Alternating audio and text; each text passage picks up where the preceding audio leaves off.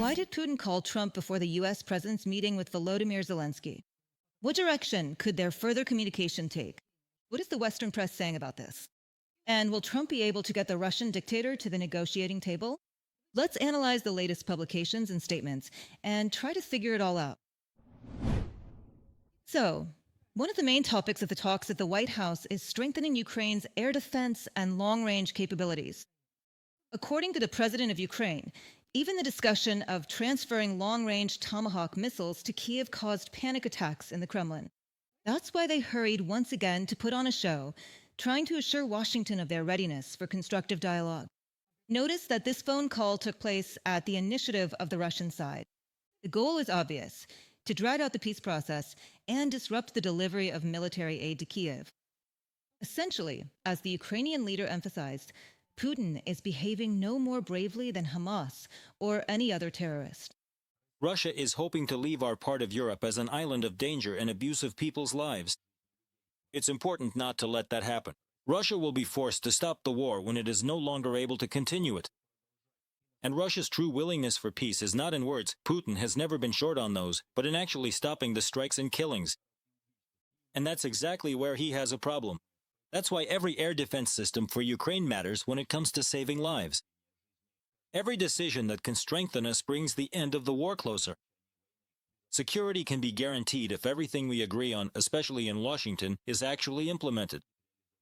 Thank you to everyone who stands with Ukraine. Volodymyr Zelenskyy, President of Ukraine, on Telegram. Kremlin propagandists assure Russians that Tomahawks won't affect the course of the war, claiming that if they just beef up their air defenses a bit, all those missiles will be shot down. In reality, these systems make it possible to deliver precise strikes on important military and strategic targets deep behind enemy lines. And shooting down a missile flying at a subsonic speed of about 900 kilometers per hour is practically impossible. Moscow understands this perfectly well. Otherwise, why all the panic? By the way, during a press conference at the White House, Trump was asked directly, "Did Putin try to convince you not to sell Tomahawks to Ukraine?" Well, what do you think he's going to say? Please, sell the Tomahawks. Please, sell those Tomahawks. I would be very grateful to you. I really did say, do you mind if I hand over a couple thousand Tomahawks to your opponents? I said that to him. That's exactly what I said. He didn't like that idea. Also, pay attention to how the Russian dictator acted during his phone conversations with Trump. According to Putin's aide, Yuri Ushakov, first the Kremlin dictator congratulated Trump on resolving the conflict between Israel and Gaza and bringing peace back to the Middle East. Then he sent his regards and expressed his admiration for the First Lady, saying that she shows incredible care for Ukrainian children.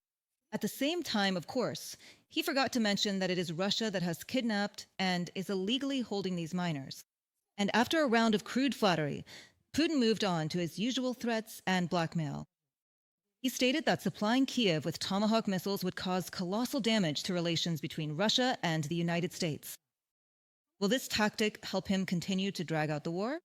Time magazine writes that this trick will no longer work.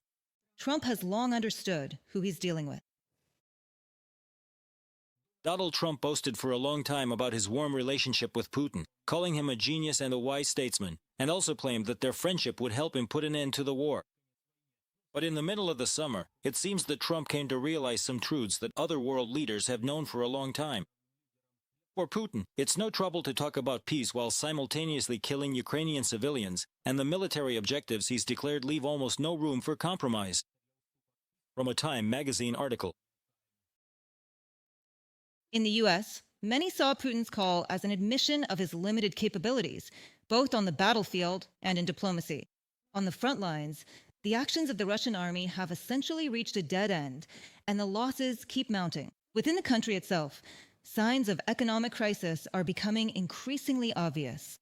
The fuel shortage and industrial decline are felt especially acutely.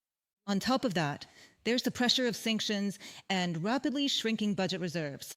Moreover, discontent is brewing even within Putin's own inner circle. Part of the elite has felt the consequences of the protracted war very keenly. There's one rule in Russian propaganda: if Putin isn't winning, he simply disappears from view. That's one of the reasons why the Kremlin leader almost never visits the occupied territories of Ukraine. It's dangerous to underestimate Putin, but by attributing mythical qualities to him, the West sees the Kremlin chief as more powerful than he actually is. If Americans assessed Putin realistically, they would know that he is a dictator who has staked everything on the failure of the invasion. And Russia is a country with a rapidly cooling economy that is losing its spheres of influence. A realistic view of his power would deprive Putin of his main lever of influence, the sense of his own invincibility. From an article in The Atlantic magazine. Most influential Western media outlets write that Russia no longer seems strong enough to dictate terms at the negotiating table. The country's military and economic resources are depleted. In other words, right now the West has the opportunity to speak to Moscow from a position of strength. After all, the arguments, including the supply of long-range systems, are there for this. Trump often complained that ending the Russia-Ukraine war turned out to be much harder than he initially thought. But now, with the administration full of hope after its success in the Middle East, the situation might change. It's also important to consider that the war isn't going according to plan for Russia, whose economy is in decline. And at the same time, Moscow continues to lose thousands of lives without any visible results. From a political publication. Putin realizes how quickly the West's attitude toward him personally and toward Russia as a whole is changing. The consolidation of the US and Europe is shattering Moscow's hopes for a split among the Allies and a weakening of support for Kyiv. A vivid example of this is the 31st meeting in the Ramstein format. Its main outcome cannot be measured solely in money or additional military aid packages for Ukraine. The meeting in Brussels showed that after a period of cooling relations, the US and Europe are once again acting in unison. If this war does not end in the short term, if a path to peace is not found, the United States, together with our allies, will take the necessary steps to make Russia pay for its ongoing aggression. If we have to take that step, the U.S. Department of Defense is ready to contribute in a way that only the United States can. We remain firmly convinced that the most effective means of deterring Russian aggression are, first, a lethal, combat-ready, and Europe-led NATO, and second, capable and reliable Ukrainian armed forces. They are successfully defending themselves and, in doing so, continue to deter Russian aggression along NATO's borders. Many international experts believe that Trump's leadership in achieving a ceasefire between Israel and Hamas has become a key factor in his efforts to step up negotiations to end the Russia-Ukraine war. The President of the United States knows the weak spots of Putin's Russia.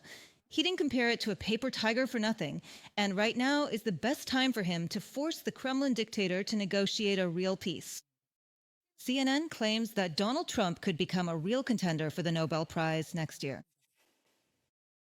Next year marks the 125th anniversary of the Nobel Prize, and Trump could very well have a legitimate claim to it. If the U.S. president can continue to influence Moscow and also shape the outlines of a deal to end the war, a settlement could become possible even before the Nobel Committee selects the laureates for the 2026 prize. From the CNN publication. Overall, we can conclude that the Kremlin is sticking to its tried-and-true tactic, stalling for time and trying to convince the world that Moscow is ready for negotiations. Putin is still hoping to weaken the resolve of Kyiv's partners. That is why their main task right now is not to fall for these manipulations and to continue supporting Ukraine.